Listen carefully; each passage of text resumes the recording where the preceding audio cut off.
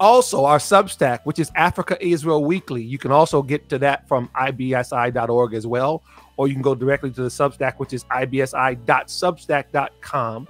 Africa Israel Weekly is where we have all of our content, both written, some video, and also the podcast, the JW Show, is on there. We are well past 1,000. They're about 1,033. Thank you so much. It is both free and premium, so you can subscribe on the Substack for free and get much of the content, but some of the content is only for the paid subscribers, so you can support us.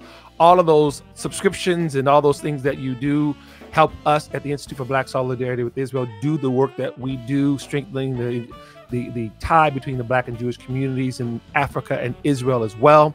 And so again, we appreciate it. So past 1,000 on there again. Thanks a lot for that. We appreciate you all. The JW Show, the latest podcast, Joshua interviewed Dr. Brandy Shufutinsky, a brilliant educator. I think it was live in Philly when Joshua was up that way. And so that content, that is premium content. So if you want to check that one out, you have to become a paid subscriber. I think that what's happened is when a quote unquote person of color, and all of that, I don't like using that terminology. Sure, I'm using it for the sake of people understanding what I'm talking about. That people that didn't abide by a very narrow idea of what people of color should think or should believe, they were ignored.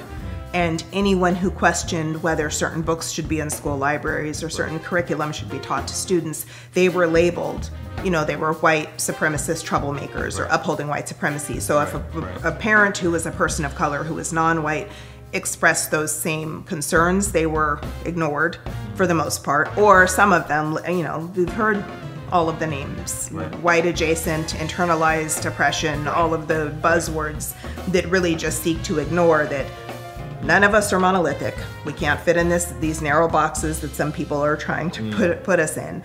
And people have a right to ask questions.